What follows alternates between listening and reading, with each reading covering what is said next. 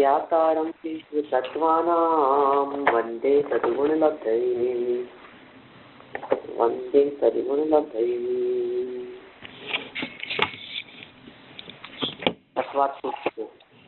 महाशास्त्र की यह महान टीका तत्वार्थ राजवार्तिक नामक ग्रंथ है और इस राजवार्तिक ग्रंथ में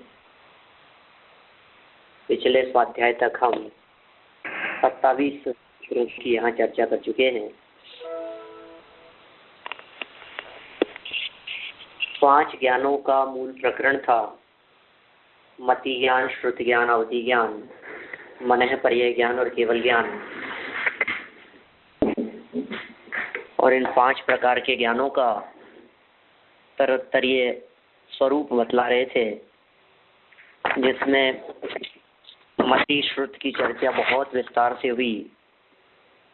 अवधि और मनः पर्यय इन दोनों के संदर्भ में भी बहुत चर्चा की, उनके भेदों की चर्चा भी की। अवधि ज्ञान के मूल में 2 भेद बतलाए, गुण प्रत्यय और भव प्रत्यय। भव प्रत्यय देवों और नारकियों के बतलाया। गुण प्रत्यय के पुनः 6 भेद कर दिए, हीयमान, वर्धमान, अवस्थित, अनवस्थित, अनुगामी और अननुगामी। तो उनके स्वरूप का स्पष्टीकरण किया। इसी तरह से देशावधि, परमावधि और सर्वावधि, इस तरह से भी अवधि ज्ञान के भेद किए गए।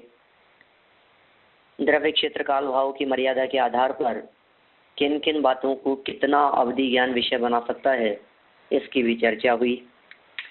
मनः पर्यय ज्ञान के 2 विशेष भेद किए, ऋजुमति और विपुलमति। मनः पर्यय ज्ञान जो दूसरों के मन की बातों को जान लेते हैं। ऋजुमति मनः पर्यय ज्ञान वाले दूसरे के मन में स्थित सरल बातों को जानते हैं, कुटिल को नहीं जान पाते। लेकिन विपुलमति मनः पर्यय ज्ञान वाले दूसरे के मन में स्थित किसी भी प्रकार की आड़ी टेढ़ी बातें, कुटिल बातें उनके ज्ञान का विषय बन जाती हैं।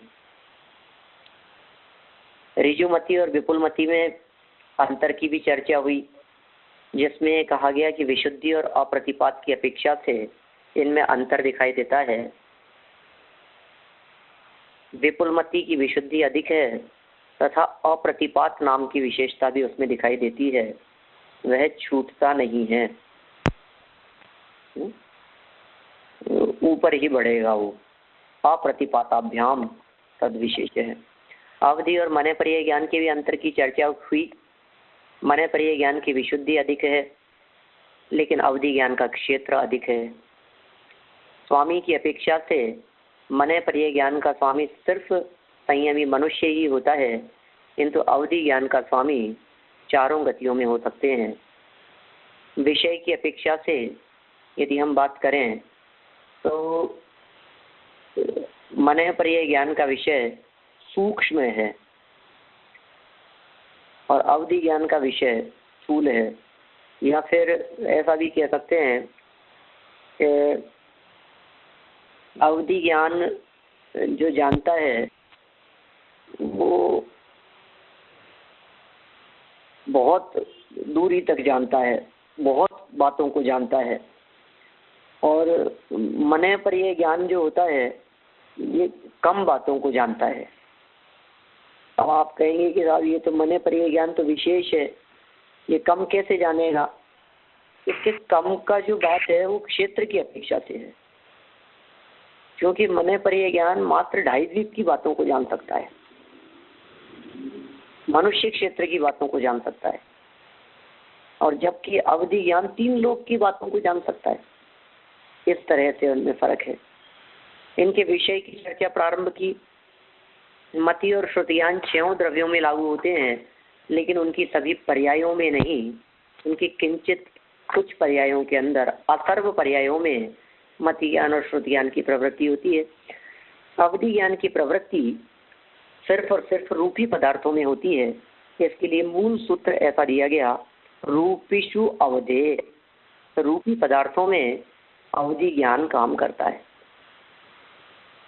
ठीक है ना?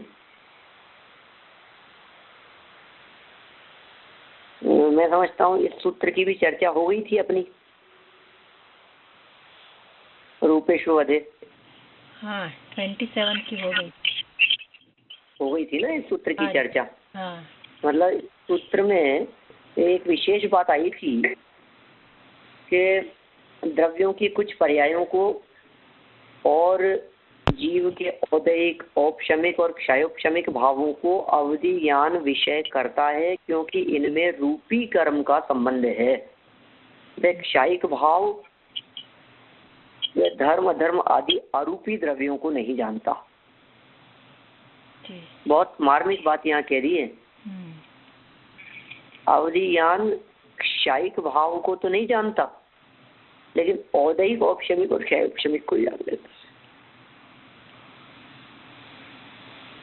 अवधि ज्ञान का विषय पारिणामिक भाव तो नहीं है, अवधि ज्ञान का विषय क्षयिक भाव भी नहीं है, लेकिन औदैहिक, औपशमिक और क्षयोपशमिक भाव ये अवधि ज्ञान का विषय बन जाता है। बोलो आप कितनी मार्मिक कि साहब क्षयिक भाव अवधि ज्ञान का विषय क्यों नहीं बनता? क्योंकि क्षयिक भाव में कर्म का तो क्षय हो गया है और निर्मल पर्याय प्रकट हो गई है। अब जो निर्मलता प्रकट की है वो निर्मलता ज्ञान का विषय नहीं बन सकती, क्योंकि रूपी पदार्थों को ही जानता है। एक क्षयोपशमिक भावों को कैसे जान लेता है कि क्षयोपशमिक भावों में कर्म का सद्भाव है, इसलिए वो जानने में आ जाते हैं। औपशमिक की उसमें भी कर्म का सद्भाव है, क्या औदैहिक उसमें भी कर्म के उदय की स्थिति है, इसलिए ये तो जानने में आ जाते हैं। ठीक है ना? चलिए अब आगे बढ़ते हैं अपन मनः पर्यय ज्ञान का विषय। तदनंत भागे मनः पर्ययस्य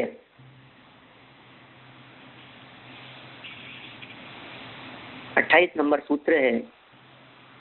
तदनंत तदनंत तत अनंत तदनंत भागे मनः पर्ययस्य, तदनंत भागे मनः पर्ययस्य। सर्वावधि ज्ञान के विषयभूत रूपी द्रव्य के सूक्ष्म अनंतवें भाग में मनः पर्यय ज्ञान की प्रवृत्ति होती है।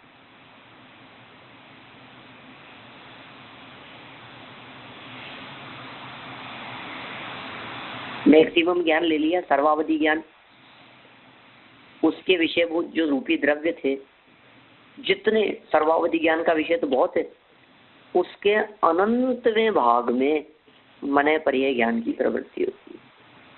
माने मनः पर्यय ज्ञान उसके अनंतवें भाग सूक्ष्म बात को जानता है, सूक्ष्म अनंतवें भाग में। बस इतनी ही इन्होंने एक लाइन में सूत्र की व्याख्या की है। फिर आगे केवल ज्ञान का विषय बतलाया है। सर्व द्रव्य पर्यायेषु केवलस्य, सभी द्रव्यों की सभी पर्यायें केवल ज्ञान की विषय हैं। सभी द्रव्यों की सभी पर्यायें केवल ज्ञान की विषय। सर्व द्रव्य और पर्यायेषु दिया ना, इसमें भी सर्व लगाना चाहिए, लग जाएगा।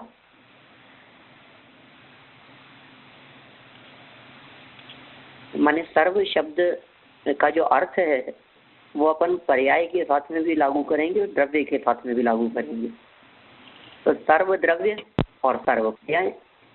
तो सर्व द्रव्य पर्यायेषु केवलस्य, केवलस्य माने केवल ज्ञान का, केवल का, केवलस्य केवल का, सर्व द्रव्य और सर्व पर्यायेषु का विषय सर्व द्रव्य है।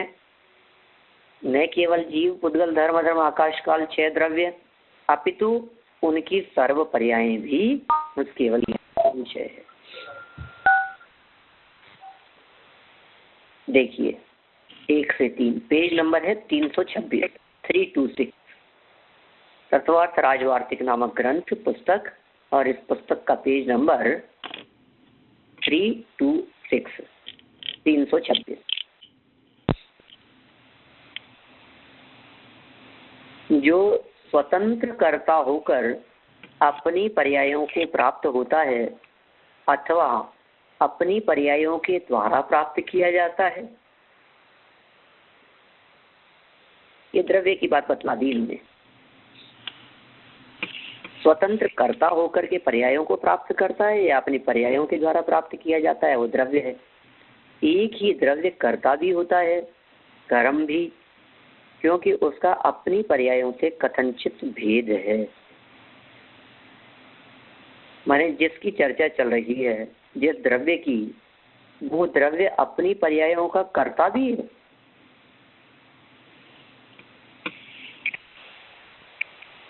कैसे कैसे होगा कि वो भेद है ना उसमें कथनचित पर्यायों के साथ में। यदि कथनचित भी भेद न होवे, वो सर्वथा ही अभेद होता, तो एक ही निर्विशेष द्रव्य की सत्ता रहने से कर्ता और कर्म ये विभिन्न व्यवहार नहीं हो सकते, भिन्न भिन्न व्यवहार नहीं हो सकते। देखिए 4 नंबर, स्वाभाविक या नैमित्तिक विरोधी या अविरोधी धर्मों में अमुक शब्द व्यवहार के लिए विवक्षित द्रव्य की अवस्था विशेष को पर्याय कहते हैं। स्वाभाविक या नैमित्तिक, विरोधी या अविरोधी, ये धर्म है वस्तु में, इन धर्मों की अमुक शब्द व्यवहार के लिए विवक्षित द्रव्य की अवस्था विशेष, अमुक शब्द व्यवहार के लिए विवक्षित द्रव्य की अवस्था विशेष को पर्याय कहते हैं। जो धर्म द्रव्य क्षेत्र काल भाव आदि निमित्तों से होते हैं उन्हें उपात्त हेतु कहते हैं, और जो तीनों कालों में अपनी स्वाभाविक सत्ता रखते हैं उन्हें अनुपात्त हेतु कहते हैं। जैसे जीव के औदैहिक आदि भाव और अनादि पारिणामिक चैतन्य आदि। कुछ धर्म अविरोधी होते हैं और कुछ विरोधी।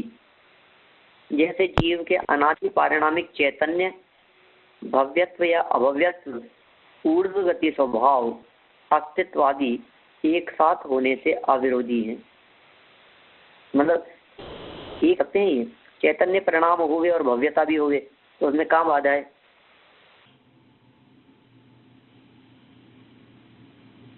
दोनों में से एक की बात कही है, या तो भव्यता होगी या अभव्यता होगी। गति स्वभाव तो उसमें भी कोई दिक्कत नहीं है, अस्तित्वादी ये भी एक साथ में रह सकते हैं। लेकिन नारक, तिर्यंच, मनुष्य, देवगति, स्त्री पुरुष नपुंसकत्व, एकेंद्रिय आदि जाति, बचपन जवानी, क्रोध और शांति आदि एक साथ नहीं हो सकती। अतः विरोधी उद्गल के रूप रसादि सामान्य अचेतनत्व अस्तित्वादी अविरोधी हैं। पंडित जी, हाँ, ये विवक्षित द्रव्य जरा समझाइए। विवक्षित तो बहुत स्पष्ट है। विवक्षित का मतलब जिसकी चर्चा चल रही है उसे विवक्षित कहते हैं, हिंदी का शब्द है। विवक्षित द्रव्य की अवस्था विशेष को, माने जिस द्रव्य की चर्चा चल रही हो उस द्रव्य की जो भी अवस्था हो रही है उसकी प्रेजेंट पोजीशन, उसे पर्याय कहते हैं।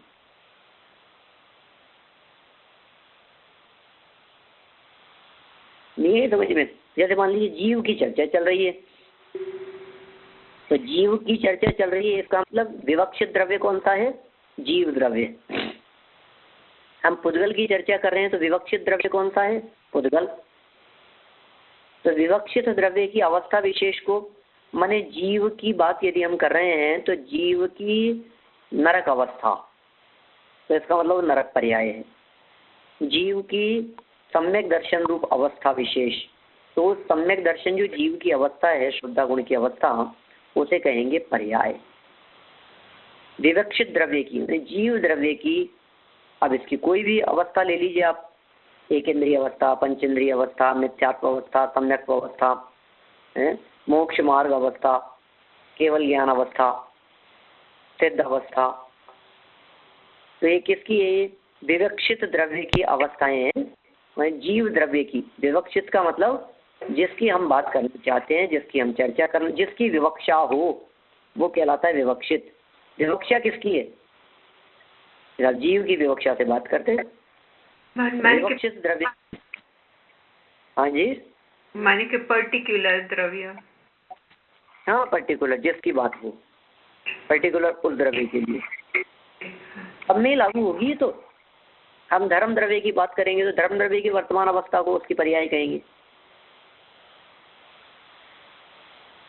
जैसे मान लीजिए हम महावीर भगवान की बात कर रहे हैं, तो महावीर भगवान की पर्टिकुलर यदि अपन बात कर रहे हैं, उन्हें सम्यक्त्व हुआ, तो अब उनकी कौन सी पर्याय में सम्यक्त्व हुआ? तो अब कौन सी पर्याय में हुआ, इसका मतलब क्या हुआ कि उसकी अवस्था विशेष पूछना चाहते हैं, क्योंकि अवस्था विशेष को पर्याय कहते हैं। कौन सी अवस्था में हुआ था? माने जब हम ये कहते हैं कि अमुक व्यक्ति की, इस व्यक्ति की इस पर्याय में काम हुआ, और फिर हमने पूछा अवस्था बताओ, तो वही जिस अवस्था में काम हुआ है वही पर्याय है, और जिस पर्याय में काम हुआ है वही उसकी अवस्था है। यहाँ तो पर्याय की परिभाषा बतलाइए कि पर्याय किसे कहते हैं, या अवस्था को पर्याय कहते हैं। प्रेजेंट पोजीशन जो उसकी अवस्था है, उस अवस्था को पर्याय कहते हैं।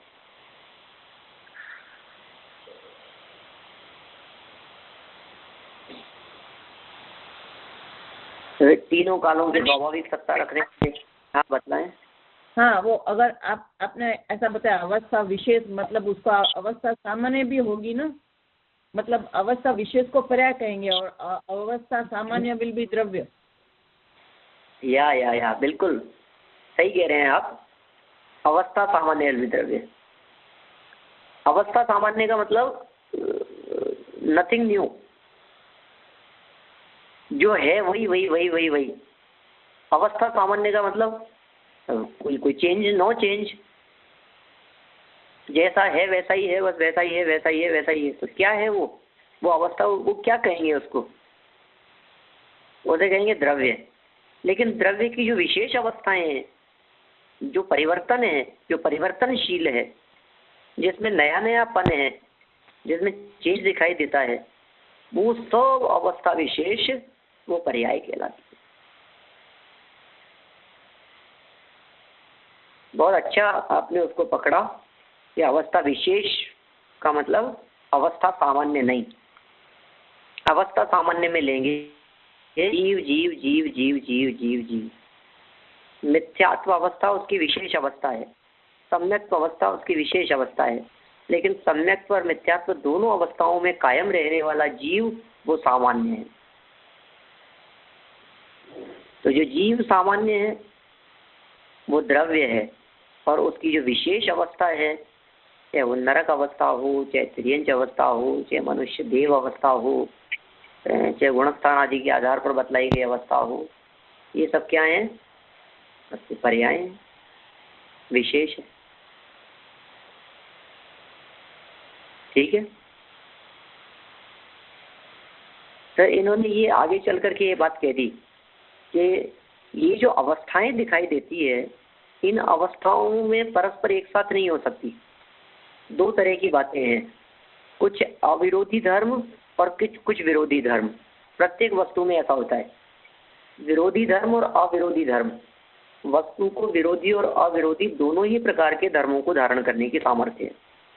वस्तु में दोनों को एक साथ युगपत धारण करने की सामर्थ्य है। तो अब ये जो दोनों को युगपत धारण करने की सामर्थ्य है, इसमें ऐसा कह रहे हैं कि जो अविरोधी हैं वो कौन कौन से हैं कि जिनका एक दूसरे से लिंक नहीं। जैसे पारिणामिक भाव के साथ में चैतन्यपना रह सकता है, भव्यत्वपना भी रह सकता है, ऊर्ध्वगमन स्वभाव है, अस्तित्व वस्तुत्व आदि भी रह सकते हैं। इसमें किसी में कोई विरोध नहीं है आपस में। लेकिन जो विशेष अवस्था की जो बात कही थी पर्याय की, उनमें परस्पर में विरोध है, वो एक साथ नहीं रह सकती अवस्था विशेष। माने जिस जीव की वर्तमान में नरक अवस्था होगी, उस जीव की उस नरक अवस्था के साथ में त्रियंच अवस्था नहीं हो सकती है, मनुष्य या देव अवस्था नहीं हो सकती है। यदि उसकी वर्तमान में स्त्री पर्याय है तो पुरुष पर्याय नहीं हो सकती है, पुरुष पर्याय है तो नपुंसक पर्याय नहीं हो सकती है, एक इंद्रिय है तो दो इंद्रिय आदि नहीं हो सकती है, बचपन है तो जवानी नहीं हो सकती, क्रोध है तो शांति नहीं हो सकती, ये एक साथ नहीं हो सकती। ख्याल में आ गई बात? सरल है वैसे प्रकरण। रसादि सामान्य अचेतनत्व अस्तित्वादि अविरोधी हैं और अमुक शुक्ल कृष्ण आदि रूप, कड़वा चरपरा कषाय आदि रस आदि परस्पर विरोधी है। कोई एक ही वस्तु शुक्ल भी हो कृष्ण भी हो, ये दोनों बातें तो एक साथ हो नहीं सकती क्योंकि ये विरोधी है एक दूसरे से। कड़वा होगा तो कषायला चरपरा आदि नहीं होगा, खट्टा मीठा कड़वा कषायला चरपरा 5 रस में से कोई एक ही रस तो होगा। इसी तरह धर्मादि द्रव्यों में कुछ सामान्य धर्म अविरोधी हैं और कुछ विशेष धर्म विरोधी भी होते हैं।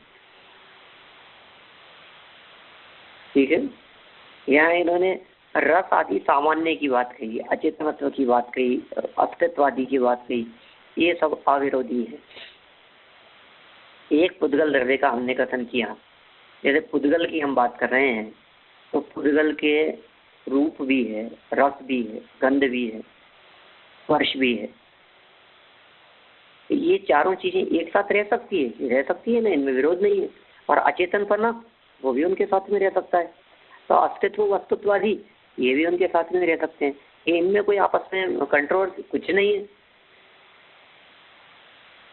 लेकिन इनके उत्तर पर्यायों की यदि हम बात करें, जैसे सुगंध और दुर्गंध, ये ग्राह्य रसना की 2 पर्याय हैं, तो इनमें सुगंध होगी तो दुर्गंध नहीं होगी, और दुर्गंध होगी तो सुगंध नहीं होगी।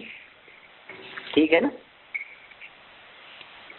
ये परस्पर में विरोधी है। सुगंध दुर्गंध परस्पर में विरोधी है, एक दूसरे के साथ में नहीं रह सकते। हल्का भारी एक साथ नहीं हो सकता, कड़वा चरपरा एक साथ नहीं हो सकता, ये परस्पर विरोधी है। इसी तरह से धर्मादि द्रव्यों के अंदर भी समझ लेना, कुछ सामान्य धर्म अविरोधी है और कुछ विशेष धर्म विरोधी होते हैं। अब वो हमारी पकड़ में नहीं आ सकते, हो हमारी पकड़ से बाहर है वो, क्योंकि धर्म आकाश काल आदि अपने को दिखते नहीं है, वे अमूर्तिक द्रव्य हैं।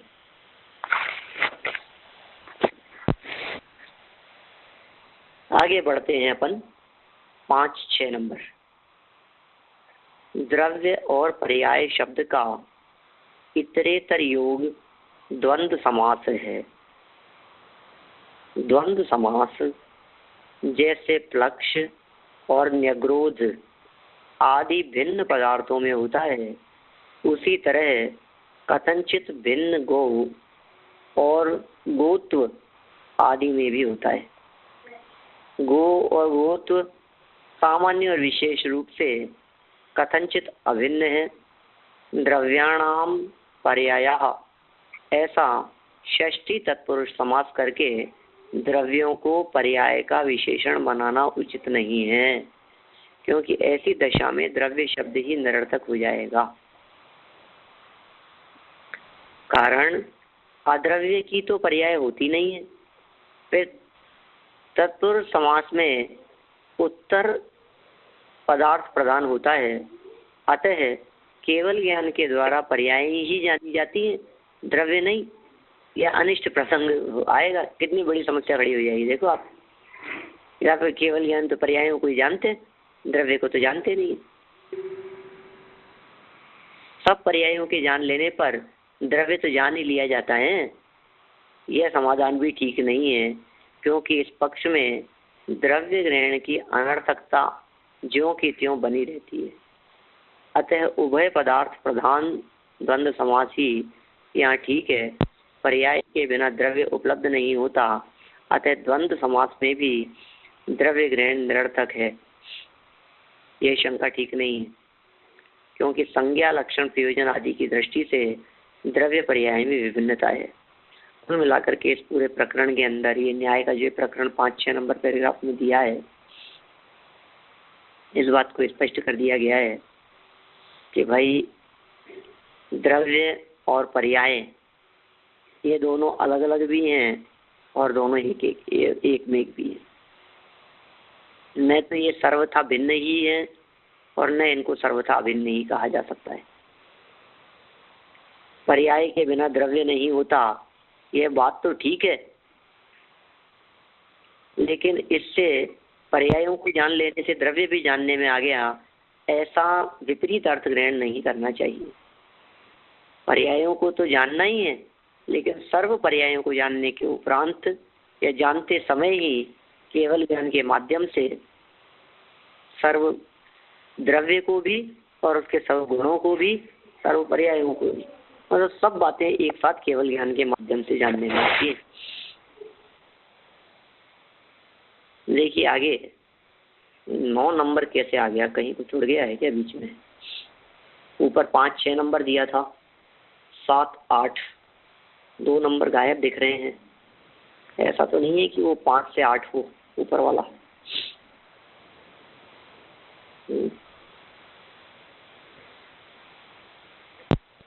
देखिए 9 नंबर दिया है, लोक और अलोक में त्रिकाल विषयक जितने अनंतानंत द्रव्य और पर्याय हैं, उन सभी में केवल ज्ञान की प्रवृत्ति होती है। जितना ये लोक है, उतने यदि अनंत भी लोक हो तो उन्हें भी केवल ज्ञान जान सकता है। गजब हो गया, कैसी गजब बात कह दी है यहाँ। बहुत से लोग इस तरह का तर्क करते हैं, ऐसी शंका करते हैं कि नहीं साहब अनंत लोक को कैसे जान के, नहीं, यदि हो, जितना यह लोक है उतने यदि अनंत हो तो भी उन्हें केवल ज्ञान जान सकता है। ज्ञान का विषय इतना अनंत है, इतना अपरिमित है, इतना अगाध है कि लोक के अतिरिक्त अनंत आलोक तो केवल ज्ञान का विषय बनता ही है।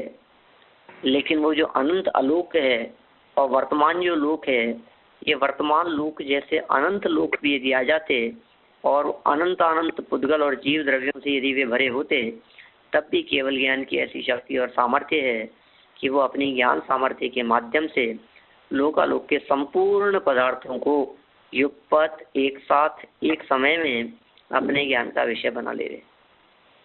ये ज्ञान सर्वशक्ति संपन्न सर्वाधिक सामर्थ्य वाला एक ऐसा अद्भुत चमत्कारिक पदार्थ है।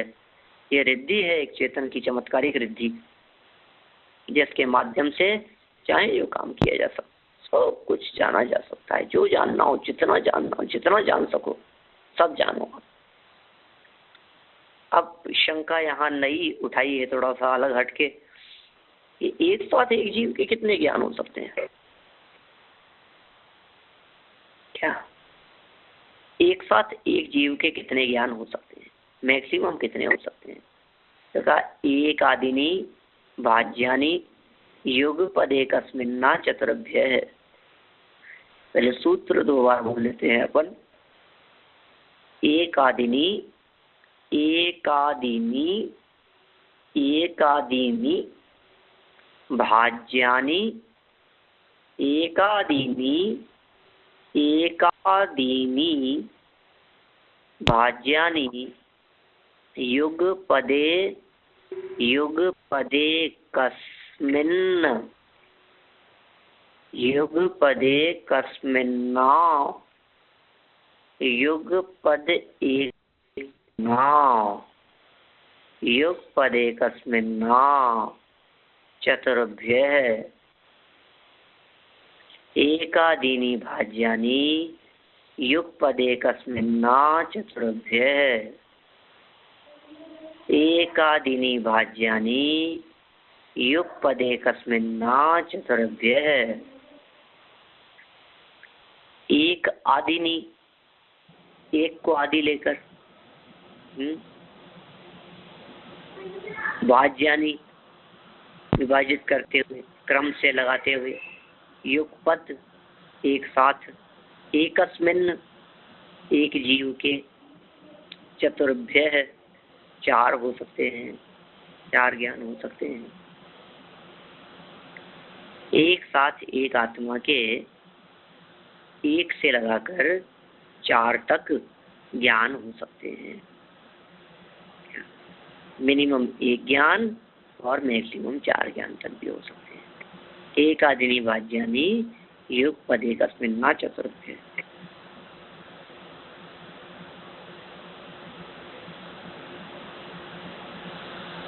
अर्थ तो स्पष्ट हो गया। माने किसी जीव के मिनिमम ज्ञान कितने होंगे? आप लोगों को तो ऐसा लगता होगा कभी कभी, थोड़ा सा उपयोग को सूक्ष्म करके नहीं सुने हैं, फिर अब हमने तो ये सुना है कि मिनिमम 2 ज्ञान तो होते ही हैं इसके, मति और श्रुत। आप कह रहे हो एक कोई शुरू करके भी हो सकते, यहाँ एक भी हो सकता है ना मिनिमम, तो फिर कौन सा होगा, मति होगा कि श्रुत होगा? अरे भाई मति और श्रुत की बात नहीं है, जो एक ज्ञान होता है अकेला उसे कहते हैं केवल ज्ञान, वो अकेला ही होता है,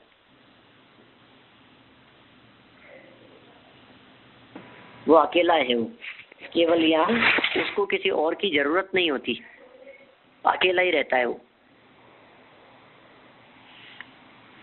2 होंगे तो कौन से होंगे? कि मति और श्रुत, और 3 होंगे तो कौन से होंगे? मति श्रुत अवधि या मति श्रुत मन पर्याय। बहुत अच्छा। मति श्रुत केवल ज्ञान नहीं हो सकता? नहीं। क्यों नहीं हो सकता?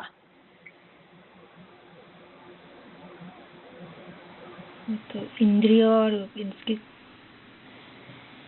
सहायता की जरूरत नहीं, वो मन और इंद्रिय के साथ वाला है वो।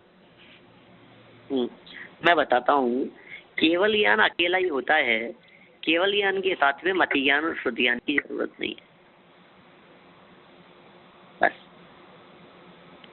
केवल ज्ञान के माध्यम से सब बातें जानने में आ गई, अब उसे किसी और ज्ञान की जरूरत नहीं है, इसलिए मति श्रुत के साथ में केवल ज्ञान होता ही नहीं है। केवल ज्ञान हो गया तो मति श्रुत की जरूरत क्या है? जब पूर्ण ज्ञान हो गया तो अल्प ज्ञान की क्या जरूरत? अपने आप की बात खत्म हो जाती है। और 4 यदि होंगे तो अवधि मन पर्याय, मति श्रुत अवधि और मन पर्याय, ये 4।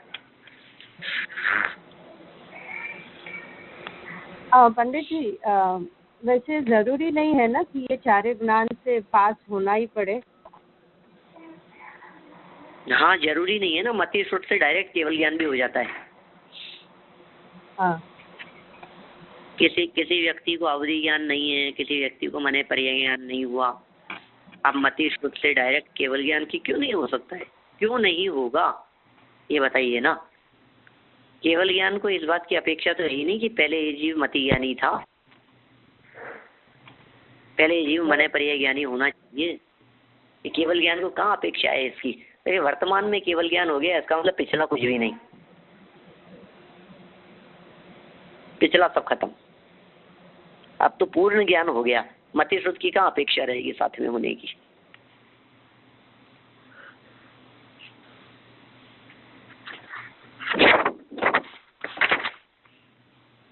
देखिए पढ़ता हूं मैं यहाँ से मूल विषय, एकादिनी भाज्यानि युगपदे कस्मिन् चतुर्थ्यः, मूल सूत्र है 30 नंबर का सूत्र।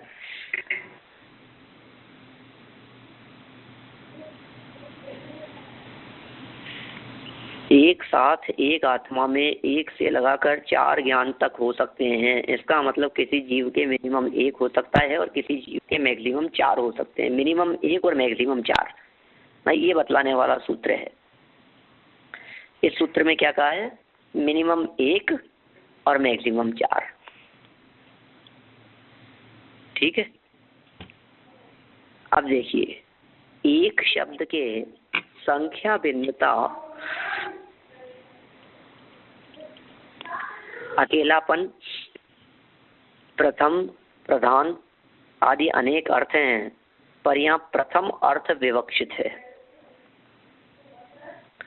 एक शब्द के कितने अर्थ बतलाए इन्होंने यहाँ? एक शब्द का अर्थ संख्या भी है, भिन्नता भी है, अकेलापन भी है, प्रथम भी है और प्रधान भी है। ऐसे अनेक अर्थ होने पर भी यहाँ प्रथम अर्थ, पहला जो अर्थ है वही विवक्षित है। आदि शब्द के भी व्यवस्था, प्रकार, सामीप्य, अवयव आदि अनेक अर्थ हैं, यहाँ अवयव अर्थ की विवक्षा है। आदि शब्द के क्या हैं?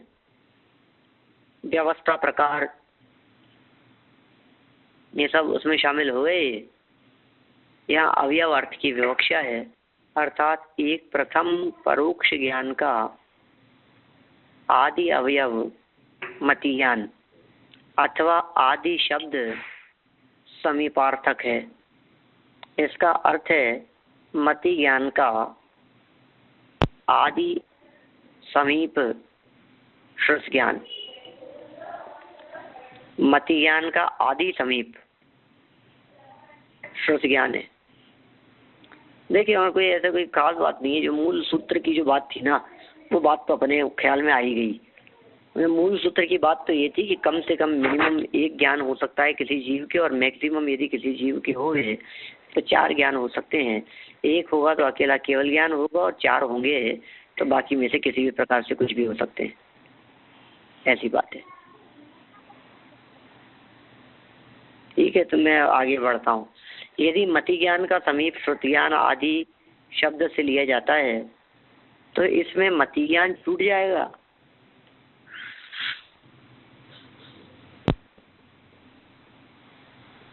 क्योंकि मति और श्रुत सदा अव्यभिचारी है, नारद पर्वत की तरह एक दूसरे का साथ नहीं छोड़ते, अतः एक के ग्रहण से दूसरे का ग्रहण हो ही जाता है।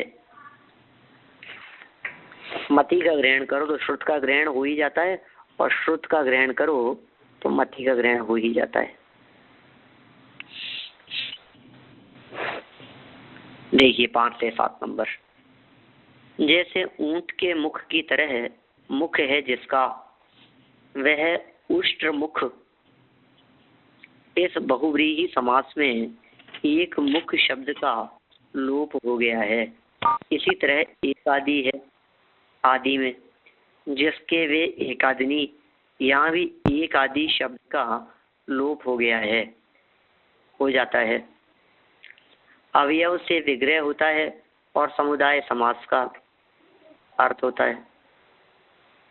इससे एक को आदि को लेकर 4 तक का विभाग करना चाहिए, क्योंकि केवल ज्ञान असहाय। कैसा कह रहे हैं देखो, केवल ज्ञान के लिए केवल ज्ञान कैसा है? केवल ज्ञान असहाय है।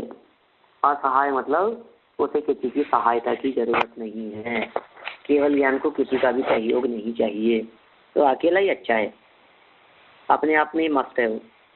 केवल ज्ञान असहाय है, उसे किसी अन्य ज्ञान की सहायता नहीं है। केवल ज्ञान को किसी दूसरे ज्ञान की सहयोग की अपेक्षा नहीं है कि कोई दूसरा ज्ञान चाहिए केवल ज्ञान। जबकि क्षयोपशमिक मति आदि 4 ज्ञान सहायता की अपेक्षा रखते हैं, अतः केवल ज्ञान अकेला ही होता है, उसके साथ अन्य ज्ञान नहीं रह सकते।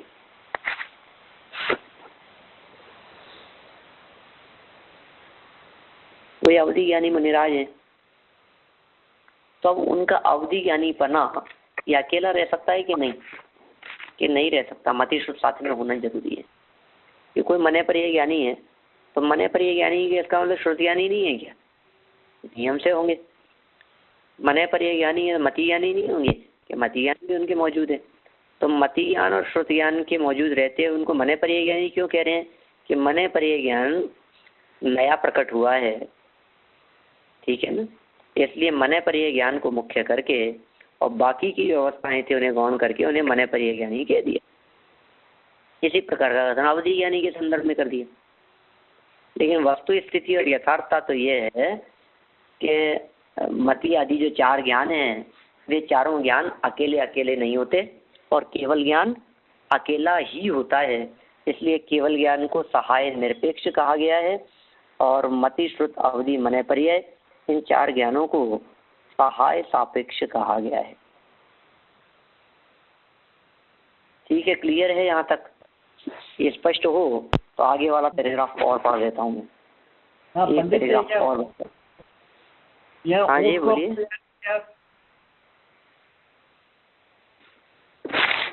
तो उदाहरण दिया ना इन्होंने,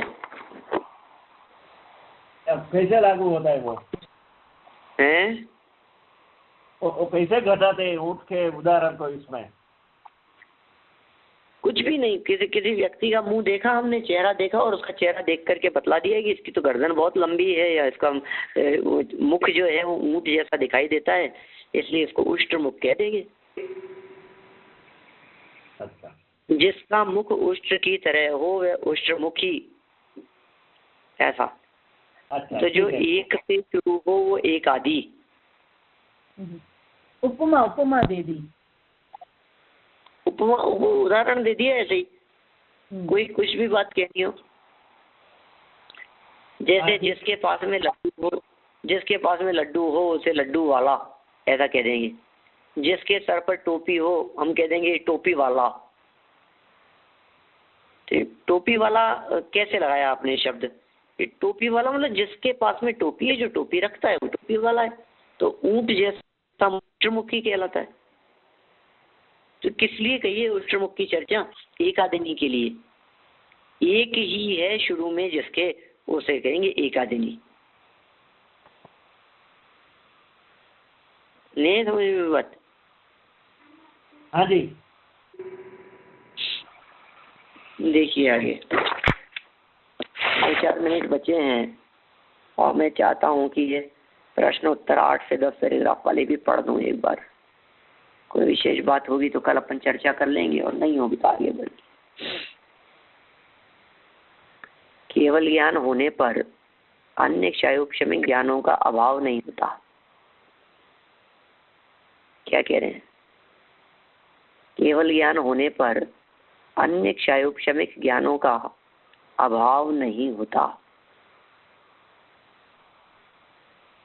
किंतु वे दिन में तारागणों की तरह विद्यमान रहकर भी अभिभूत हो जाते हैं और अपना कार्य नहीं करते।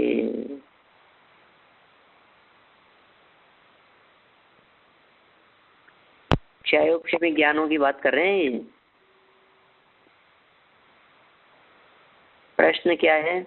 केवल ज्ञान होने पर अन्य क्षयोक्षमिक ज्ञानों का अभाव नहीं होता, किंतु वे दिन में तारागणों की तरह विद्यमान रहकर भी अभिभूत हो जाते हैं और अपना कार्य नहीं करते। उत्तर: केवल ज्ञान क्योंकि क्षयिक और परम विशुद्ध है, अतः सकल ज्ञानावरण का नाश होने पर ही केवली में ज्ञानावरण के क्षयोक्षम से होने वाली ज्ञानों की संभावना कैसे हो सकती है?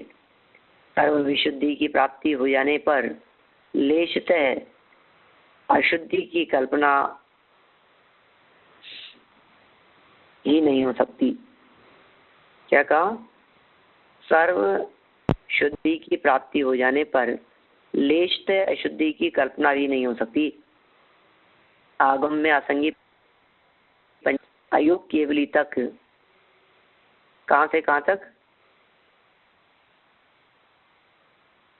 असंगी पंचेंद्रिय से अयोग केवली तक जो पंचेंद्रिय गिनाए हैं वहां द्रव्येंद्रियों की विवक्षा है, ज्ञानावरण के क्षयोक्षम रूप भावेंद्रियों की नहीं। मैंने जहां जहां ऐसा कह दिया ना कि राव ये भी पंचेंद्रिय है, ये भी पंचेंद्रिय होने से क्या होता है? क्षयोक्षम भाव रूप भावेंद्रियां नहीं है, उनके द्रव्येंद्रियां हैं 5। यदि भावेंद्रियां विवक्षित होती तो ज्ञानावरण का सर्वज्ञता ही नहीं हो सकती। अतः एक आत्मा, 2 ज्ञान, मति और श्रुत, 3 ज्ञान, मति श्रुत अवधि या मति श्रुत मने पर्याय, और 4 ज्ञान, मति श्रुत अवधि और मने पर्याय ये होंगे। ठीक है ना? और 5 एक साथ नहीं होते होंगे। किसी भी कंडीशन में कभी भी किसी भी जीव के ये मति से लेकर के केवल ज्ञान तक के 5 ज्ञान एक साथ हो ही नहीं सकते। अथवा एक शब्द को संख्यावाची मानकर अकेला मति ज्ञान भी हो सकता है। क्या कहा? एक शब्द को संख्यावाची मानकर अकेला मति ज्ञान भी हो सकता है, क्योंकि जो अंग प्रविष्ट आदि रूप श्रुत ज्ञान है वह हर एक को हो भी न भी हो अंग प्रविष्ट, अथवा संख्या, असहाय और प्राधान्यवाची एक शब्द को मानकर अकेला असहाय और प्रधान केवल ज्ञान एक होगा। दो मति श्रुत आदि, वही बात आ गई अंतिम पंक्तियों के अंदर, जो बात अपन पहले से जानते हैं, जो बात अपन अभी करना चाह रहे थे। माने केवल ज्ञान होता है वो असहाय होता है, वो अकेला ही होता है, और बाकी जो अन्य ज्ञान है वे सब सहयोगात्मक प्रवृत्ति वाले हैं, वे सब एक दूसरे के सहयोग से होते हैं, अकेले नहीं होते। इसलिए ऐसा मानकर अकेला असहाय और प्रधान कारण प्रधान केवल ज्ञान एक होगा। दो मति और श्रुत आदि होंगे, तीन मति श्रुत अवधि होंगी, चार मति श्रुत अवधि और मने पर्याय होंगे, और एक सिर्फ केवल ज्ञान होगा, और पांच बोले एक साथ नहीं हो सकते। ठीक है ना। तो इस तरह पांचों ज्ञानों के युगपत होने का निषेध और एक से चार तक सह अवस्थान एक साथ हो सकते हैं, ऐसी बात या माध्यम से कही है। आगे इनकी विपरीतता के संदर्भ में बहुत सुंदर और मार्मिक चर्चा की है। इस प्रकरण को अपन कल आगे बढ़ाएंगे। कुछ पूछना हो तो बोलिए। निर्वाणी स्तुति बोलिए। अंग प्रविष्ट का क्या मतलब है? अंग प्रविष्ट ही है ये सब। आचारांग, सूत्र, कृतांग, स्थानांग, समवायांग, व्याख्या, प्रज्ञप्ति, व्याकरण, धर्म कथा, उपाधिक, अध्ययन, अंतर, प्रदर्शन, उत्तरोपाधि, प्रश्न, व्याकरण, विपाक, सूत्र, दृष्टिवाद, ये सब के सब 12 अंग अंग प्रविष्ट ही हैं। दो तरह के ग्रंथ हैं, एक अंग प्रविष्ट और एक अंग बाह्य। तो 11 अंग, 14 पूर्व, द्वादशांग, ये सब अंग प्रविष्ट है। और अंग बाह्य में उत्तराध्यायन, दशवैकालिक है, छोटे छोटे जो विविध ग्रंथांतर हैं, वो सब अंग बाह्य हैं। ऐसा दोनों में बंटवारा समझ सकते हैं। जिनवाणी स्तुति।